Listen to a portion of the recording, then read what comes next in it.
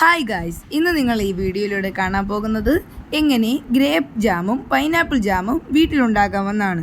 ആദ്യം തന്നെ നമുക്ക് 1 കിലോ ഗ്രേപ്സ് ഉപ്പ് വെള്ളത്തിലിട്ട് നന്നായി കഴുകിയ ശേഷം എടുക്കാം.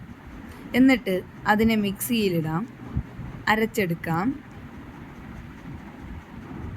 എന്നിട്ട് നമുക്കൊരരിപ്പ എടുത്ത് അതിനെ സ്ട്രെയിൻ ചെയ്തെടുക്കാം.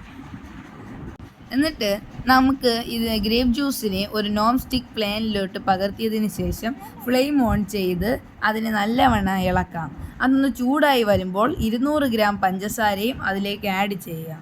എന്നിട്ട് നല്ലവണ്ണം ഇളക്കിക്കൊണ്ടേയിരിക്കാം.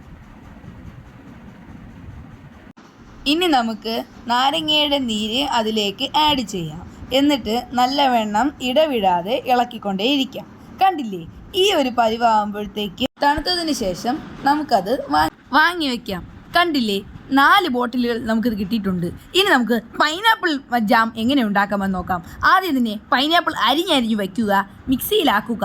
എന്നിട്ട് അത് നോൺ സ്റ്റിക്ക് പാത്രത്തിലോട്ട് പകർന്നെടുക്കുക. എന്നിട്ട് 100 ഗ്രാം പഞ്ചസാര ആഡ് ചെയ്യുക. ഇളക്കുക ഇളക്കുക ഇളക്കുക ഇളക്കുക ഇളക്കുക ഇളക്കുക.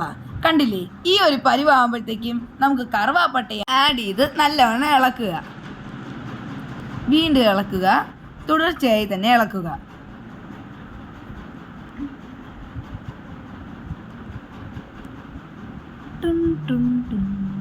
എന്നിട്ട് കുറച്ച് നാരങ്ങാ നീരും അതിലേക്ക് ആഡ് ചെയ്യുക. എന്നിട്ട് ഇളക്കുക.